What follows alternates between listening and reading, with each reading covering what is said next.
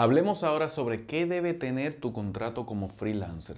Tu contrato que va a establecer la limitación del proyecto, cómo se va a pagar, quién es el cliente, quién eres tú ante la ley, quién es el cliente ante la ley, cuáles son esas limitaciones que tiene el proyecto, de quién es la autoría de todo lo que se cree en el proyecto. Entonces, antes de empezar, yo quiero que entiendas algo. Esto que te voy a establecer aquí no es de ninguna manera una asesoría legal. Dependiendo del país donde estés, hay leyes que rigen el trabajo freelancer. Hay leyes que te dictan cómo deberías manejar una relación entre un cliente y la tuya. Entonces, esto es una forma de lo que te voy a enseñar, ¿verdad? Es un formato genérico de qué debería contener un buen contrato freelancer para protegerte a ti. Bien, y para manejar cualquier tipo de conflicto que exista entre tú y el cliente en un futuro. Evidentemente, como esto no es una asesoría legal, esto de ninguna manera es un consejo tampoco legal. Yo no soy abogado, tú tienes que entender las leyes de tu país y tienes que asesorarte con un abogado. No obstante, este formato te va a ayudar a entender cualquier tipo de conversación que tengas con tu abogado y te va a ayudar a también añadir partes al contrato si el abogado tuyo deja algo fuera. Entonces es bueno que tengas el conocimiento, ¿verdad?, de cómo debería estar estructurado un buen contrato freelancer.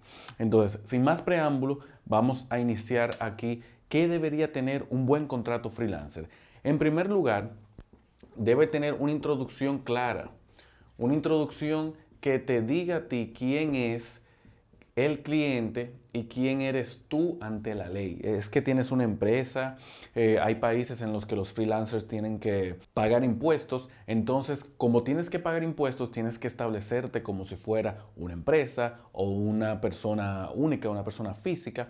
Entonces tienes que comenzar a establecer desde el inicio del contrato quién eres tú, quién es tu cliente, la persona o la empresa con la que estás trabajando, cuál es ese proyecto en el que ambos van a comenzar a trabajar juntos.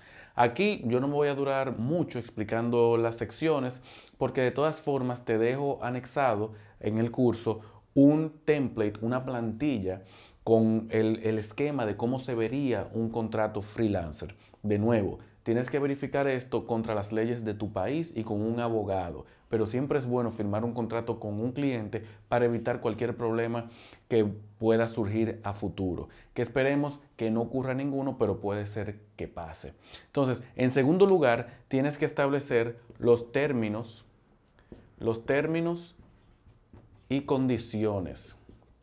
Los términos y condiciones que dicen qué es lo que se va a trabajar, bajo cuáles términos, si llega a pasar algo, cuál va a ser la acción a tomar, cuál es el alcance del proyecto, qué específicamente se está trabajando. Entonces aquí en los términos y condiciones tú establecerías todo eso, cuál es la responsabilidad tuya, cuál es la responsabilidad del cliente y todas esas cosas que es importante siempre tener en cuenta a nivel de un contrato. Luego venimos al alcance del proyecto. Al alcance del proyecto, aquí ya establecemos específicamente qué estamos trabajando, cuáles son las limitaciones de ese proyecto, qué cosas nosotros no vamos a trabajar fuera de esa limitación. Bien, ¿por qué? Porque cuando el cliente comienza a pedirte revisiones, cuando el cliente comience a decir, bueno, pero yo quiero que tú le añadas esto o lo otro, tú le vas a decir, no, porque lo acordado está dentro del alcance del proyecto y no era eso que usted está diciendo. O si el cliente se queja con razón, entonces dices, ah, sí, entonces vamos a trabajarlo porque en realidad está dentro del alcance del proyecto. Pero siempre es bueno establecer con limitaciones claras cuál es el alcance del proyecto que se está trabajando. Luego venimos a la sección de cambios y revisiones. Hay clientes que te piden revisiones constantemente, clientes que te piden revisiones a las 3 de la mañana o a las 6 de la mañana, clientes que quieren que tú les respondas instantáneamente. Entonces es bueno siempre hacer una limitación aquí de hasta cuántos cambios y revisiones está permitido en el proyecto, cuál es el proceso de comunicación con el cliente, en qué momento el cliente se puede aproximar a ti y pedirte revisiones, que el cliente sepa que a las 3 de la mañana o a las 11 de la noche tú no vas a estar disponible, que tú eres una persona que trabaja de 8 a 5, por ejemplo, y entonces tú necesitas establecer esas limitaciones y cualquier tipo de cambios que tú estés permitiéndole al cliente del proyecto, también lo estableces aquí. El cliente puede establecer varios cambios, digamos que 3 cambios, antes de que entonces se comience a cobrar un costo adicional bajo el proyecto. Entonces eso es bueno tenerlo también en cuenta. Luego seguimos con los aspectos más legales del contrato. Aspectos legales. Esos aspectos legales debes trabajarlos con un abogado, que ya vienen esos términos específicos de la ley de tu país. Entonces esos términos no los vas a manejar a menos que seas abogado. Entonces ahí es bueno que tú verifiques todos estos términos con un abogado, que tú te resguardes de cualquier tipo de demanda al final del camino o de cualquier tipo de problema judicial o ante la aduana o los impuestos de tu país. Entonces es bueno que tú tengas esto claro. Convérsalo con un abogado, ver cuáles son esos aspectos legales que tú también tienes que incluir dentro del contrato. También hay un punto sumamente importante para nosotros los creativos, que es el copyright.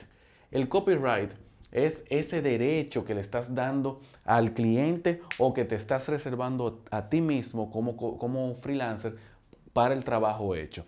Dígase de otra manera, cuando tú realizas un trabajo, si no se establece por contrato que ese trabajo lo estás cediendo 100% y sin ninguna atadura al cliente, entonces al final el cliente solamente va a poder darle un uso limitado hasta el límite que tú le diste por contrato, y al final del día el dueño de ese trabajo siempre serás tú a perpetuidad. Entonces, si no aclaras eso a nivel de contrato, puede ser que el cliente piense que el trabajo es de él, ese entregable que le estás dando es de su propiedad y que él puede explotarlo de la manera que quiera. Pero solamente lo puede hacer si en el copyright tú dices que estás cediendo todos los derechos al cliente. Si no lo estás cediendo, entonces estableces hasta qué punto el cliente puede utilizar ese trabajo que estás haciendo.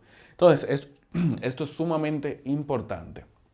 Luego viene la sección de pagos, evidentemente una de las más importantes, donde se establece cuáles serán los días de pago, cómo se va a pagar el servicio, a qué cuenta bancaria, mediante cuál método, etcétera, etcétera. Entonces es un poco más claro y también se acuerda el monto del proyecto, cuánto se acordó en las reuniones que se va a pagar por hora o por proyecto, etcétera, etcétera, etcétera. Entonces también está un acápite, el número 8, es la de la terminación. En caso de que pase algo en el proyecto, ¿cuáles son esas causas por las cuales el proyecto puede terminar? El proyecto puede terminar en caso de que el cliente no dé respuesta en 7 días a una incógnita tuya. Entonces el proyecto se termina y no se devuelve el dinero al cliente, sino que el freelancer, en el caso tú te quedarías con ese dinero por la falta de respuesta del cliente. Eso es un ejemplo de una de las razones por las cuales tú puedes dar por terminado un contrato. En el caso de que el cliente no aparezca, en el caso de que el cliente no dé ninguna retroalimentación. Pero tú, en tu caso particular, en el nicho donde te encuentres, tienes que pensar cuáles serían esas causas que ameritarían la terminación de un contrato. Por último, y es ya por formalidad, son las firmas, tanto la tuya como la del cliente, que están aceptando todo lo que se ha establecido en el contrato del servicio.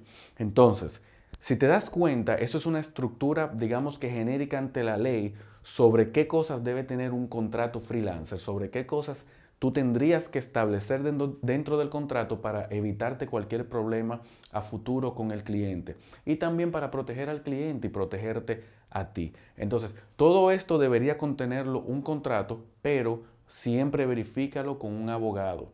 Es bueno que inviertas en un abogado al menos una vez, que te realice un formato estándar de contratos que puedas utilizar a perpetuidad con todos tus clientes. Entonces sería una inversión de una sola vez y luego entonces podrías utilizar esa plantilla, ese template de contrato con todos los clientes que sigas adquiriendo y cuando ellos te contraten a ti. Así que te dejo anexo un formato de contrato y siempre toma en cuenta estos 9 puntos. Es importante que todos los contratos freelancers lo tengan. Claro, siempre adscribiéndote a las leyes de tu país.